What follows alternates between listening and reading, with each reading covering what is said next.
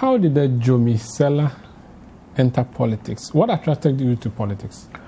Well, I started talking politics a long time on social media. Or let me backtrack a bit. In 2008, I went on a program, a mentoring program in the U.S., funded by the U.S. State Department, the embassy, and also funded by Fortune. And the program was run by an NGO called Vital Voices, which invests in women around the world to help them into leadership on all fronts, not just political. So I went for that program in 2008. As IVLP? It's not IVLP. It's IVLP. called the Fortune Global Women's Mentoring Partnership. Okay. Yes. It doesn't take as many people now as it used to then, but it took about 40 of us from all over the world. And in fact, that is what my mentoring work is modeled against. So I went on that program ostensibly to be made aware of the impact of mentoring and also field mentoring in my life. I was mentored by then I used to work at Aviation Social Center, and I was mentored by the president of the WNBA. The WNBA, the Women's National Basketball Association. I'm a sportswoman. Okay. I've always been. So you play basketball? I used to play basketball. I'm a bit old now. Okay. But I play tennis. I still play tennis. Okay. So I was mentored by her. And frankly, on that program, I wondered why basketball, because at the time, for Aviation Social Center, basketball was just a small part of the business. But it's taught me what role sports could play for women in leadership, or to help women build their confidence, indeed earn money, because the basketball players do earn money, and also how it could grow them.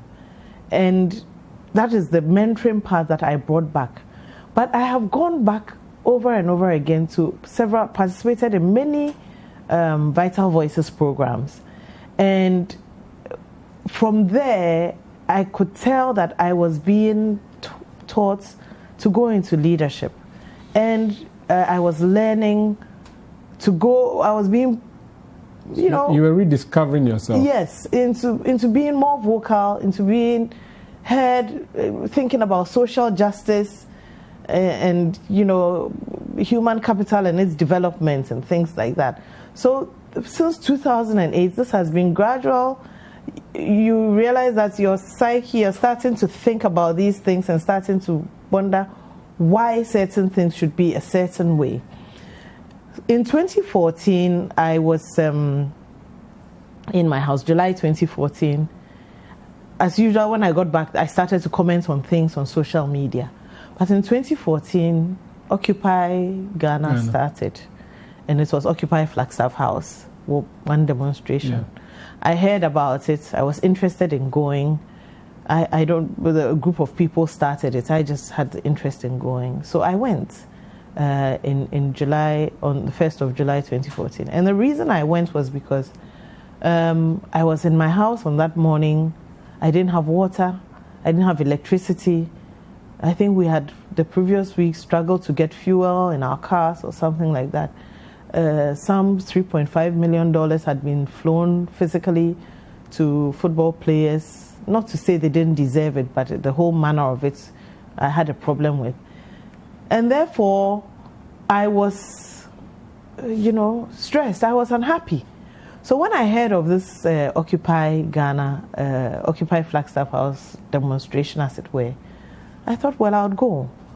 I called a friend and said, I'm going to Occupy Flagstaff House. And they said, he advised me that if it was at Flagstaff House, not to go, because those were security grounds and anything could happen. So I sat and then I listened to you guys, actually. I think it was Citi I was listening to. And then I heard that the demonstration had been moved to Ifwa Sutherland Park. So I thought, well, those aren't security grounds. I want to go and be part of the number of these people speaking, people demonstrating. Now, when I got there, I think at the time was Multimedia Joy FM who was there. So as soon as I got there, possibly because of how I'd been vocal on social media for so long, someone saw me and said, "Brigitte is here." And then they shoved a mic into my face and said, "Why are you here?" So I started to speak about my frustrations, about what was going on and all that, anything that was going wrong at the time. It's a long time now, 6 years. But I spoke, and then it turned out that it was live on air. So a few other people heard about it and said, "We're coming along."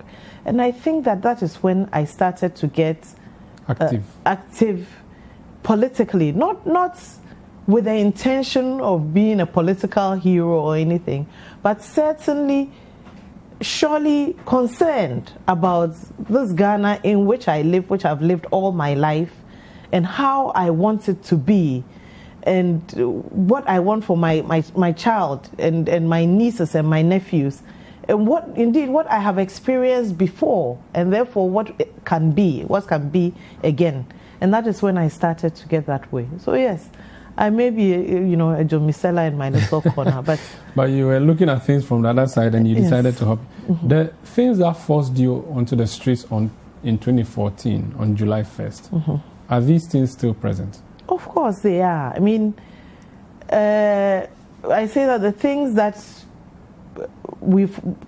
some people fought against in 1979 during the revolution have gone and come back. And they are there. They are troubling. As long as we have this two-party system where the winner takes everything and appoints everybody, these things will exist. The things you protested against in 2014 were not winner-take or two-party system. There were specific issues. You say they are still around. Well, if it's about, now we have fuel in our cars. The power problem has been solved somewhat. I think what we want is a sustainable way of solving it. I believe that we're talking a lot now about sustainable energy and green energy and things like that. Hopefully we will work towards those ones, because the thermal energy and, of course, depending on hydro is not sustainable, will not be enough for us. So the things of 1st July 2014 are really not there, are they? Well, the things of 2014, they are not there anymore, but we must develop. We must not remain. Is it Uhuru now? What do you mean? Is everything Uhuru fine now? No, everything is not fine now. What is wrong now? There's still a lot of social injustice. Why are you not demonstrating at Efua Sutherland Park and doing Occupy Flagstaff House? Because you can change the name to Jubilee House now. Because I wasn't one of those. I really was not one of those who organized it. If it is organized again, I know Occupy exists. They are a lot more vocal now. They talk about it a lot more and influence decisions and influence opinion by their writings and by their activities. But you're a leader. You don't have to wait for someone to organize a demonstration. Yes, and that is why in my leadership, this is the way I want to do it now. I want to lead a political party. The people think that you guys at the time were Occupy NDC, not necessarily Occupy Flagstaff House. And that's why, even though you've admitted now that the same challenges are there, you are not back on the street. Different kinds of challenges, but challenges still exist. Yeah, you're not on the street. You haven't been on the street since 2017. Well, like I said, I went as a demonstrator. Yes, I could start my own demonstrations, but this is the way I choose to start it.